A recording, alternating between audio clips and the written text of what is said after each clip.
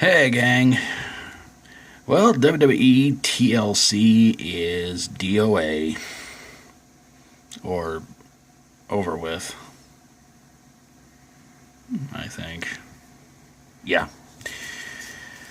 And, all the major titles on SmackDown were on the line, and of course there was a tables match, a ladder match, a chairs match, and of course a tables, ladders, and chairs match. But of course there was also a pre-show match, which was a 10-man tag between American Alpha, the Hype Bros, and Apollo Crews against Kurt Hawkins, the Ascension, and the Vaudevillains. So let's take a little look-see as to who won that one. Oh, well, there you go. American Alpha, the Hype Bros, and Apollo Crews. And the first match of the pay-per-view was for the tag team titles as Heath Slater and Rhino took on Bray Wyatt and Randy Orton, and your winners, new tag team champions Bray Wyatt and Randy Orton. And then there was the no DQ match between Nikki Bella and Carmella, and your winner, what a surprise, Nikki Bella. And then the ladder match between The Miz and Dolph Ziggler for the Intercontinental title, and your winner and still Intercontinental Champion, The Miz.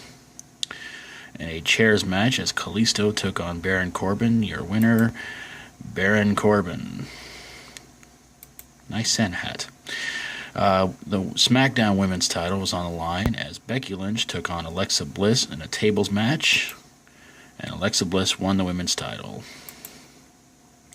And finally, the main event as AJ Styles took on Dean Ambrose in a tables, ladders, and chairs match for the World's Championship, and still your World's Champion, AJ Styles. Okay. Well, I'll be honest with you, Rhino and Heath Slater losing the tag titles to Bray Wyatt and Randy Orton was actually quite a surprise. Although it was said that Rhino won some sort of something in some area of Michigan or something. I don't know. I wasn't really paying a whole lot of attention. Rhino for president. Wouldn't that be kind of interesting?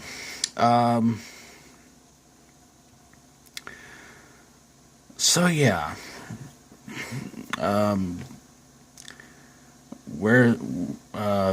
Apparently after the match, Bray Wyatt and Randy Orton put their tag titles on Luke Harper, which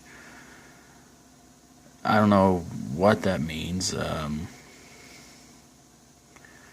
mean, who knows? It could mean they could go with the Freeburg rule, which can mean any two members of the Wyatt family, or we should say the new Wyatt family. Of course, Eric Rowan gets back from his recent injury or movie or whatever he's doing.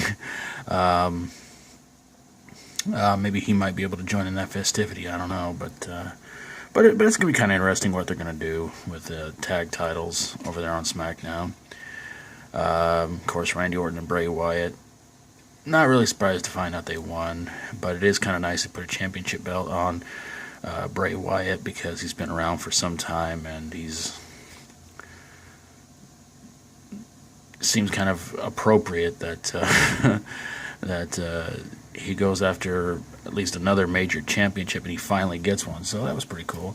The opening match with American Alpha, the Hype Bros, Apollo Crews against Kurt Hawkins, the Ascension of Vaudevillains. That's really one that could have gone either way, but to be honest with you, it just seems like the Ascension, the Vaudevillains, just can't seem to win a match, no matter what kind of match they're in.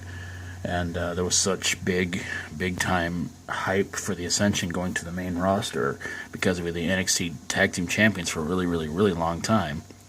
And the Vaudevillains, I don't know much to say about them. Nikki Bella beating Carmella in a no DQ match, and then after the match, Carmella says that the one who took out Nikki Bella before their Divas elimination match at Survivor Series was Natalya, and you kind of sit there and go, well, duh. Because Nikki Bella had to beat Natalya to become the team captain, and then Natalya took over Nikki's place on the SmackDown women's team. Come on, seriously, let's get real here. It's pretty obvious it was going to be Natalya. So yeah, and again, Nikki Bella winning Woohoo. Although I saw some of the pictures, and I gotta tell you the truth. Nikki used that fire extinguisher so doggone much in that match. I kind of expected the Undertaker to just rise from the smoke or something, or something, just sit up, or just when smoke cleared, he stood there, and it's just like, that could have made it kind of fun, though, but I don't know. Miz keeping the Intercontinental title from Dolph Ziggler in a ladder match. Obviously, that was pretty predictable, too.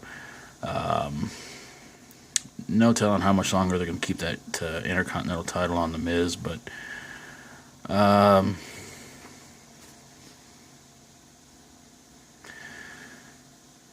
yeah, I always love a good ladder match. I can probably say that there have probably been a small handful of really bad ladder matches. Of course, when I mentioned my TLC picks video was, of course, the Sledgehammer ladder match. That was pretty stupid. And the Taser ladder match between Scott Hall and Bill Goldberg. It sold out several years ago. That was pretty bad, too. But Baron Corbin, Kalisto in a chairs match. That made no sense. I'm guessing it probably wasn't really all that good anyway, because it didn't look all that great, to be honest with you. Alexa Bliss beating Becky Lynch for the Women's Championship in a tables match. That's not how I really would have booked that one. I probably would have just let them go out probably in a ladder match, that, and put Dolph Ziggler and The Miz in something, I don't know. 2 ladder matches. I mean, they did that one time. I think it was for the first TLC. They had like 2 ladder matches, 2 tables matches, 1 TLC match. So who knows? Let have them go at it in a ladder match. That could have been pretty exciting. And AJ Styles keeping the title from Dean Ambrose in a TLC match, thanks to some help from James Ellsworth. Oh gee, who didn't see that one coming? I can sense just about every one of you watching this video is raising your hand going, yeah, I think we all did, Doc. Yeah. James Ellsworth pushes Dean Ambrose off the ladder. Gee, where did we see that one before? Oh, yeah, the time that John Cena and Dolph Ziggler were going at it in a ladder match for the Money in the Bank briefcase, and AJ Styles pretty much did the same thing to John Cena. Sort of, kind of. Pretty much the same result, so, yeah. Once again, WWE redoes the same old, same old. New era, same old, same old. Alright, I want to give some shout-outs to some channels. Hope you guys go check out and subscribe to. I want to give them out to Will's World, Christian Miracle, Sammy Guevara, Hayden Huffman, Wrestling Collector, Rassle Reel, attituderanation, the whole effing show, WrestleManiac 1131, True Fan, Colt Cabana, NorCal ProWrestling, WCPW, Danny Knightmare, Richard Land, WhatCulture Wrestling, Hockeymaskguy, Gordon Maston, Homer Hannon 15, WWE Replay, YaBoyCompton, Trader Jack 641, Matt Jerishow, World Famous Flea Market, RADPROEmbryonix, Title Match Wrestling, and Wrestling With Wregret. So if you guys go check those channels out and subscribe to them. And of course, hey, if you like my videos, always feel free to subscribe. And I'll be back here again later on this month with my picks and shoutouts for Roadblock, End of the Line. Yeah.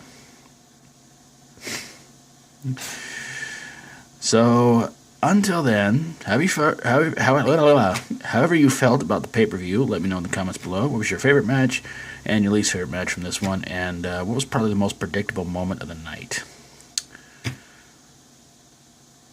Just throwing them out there, gang. Thanks for watching, everybody. And until Roadblock, End of the Line, God bless you all. And as always, stay strong and rock on.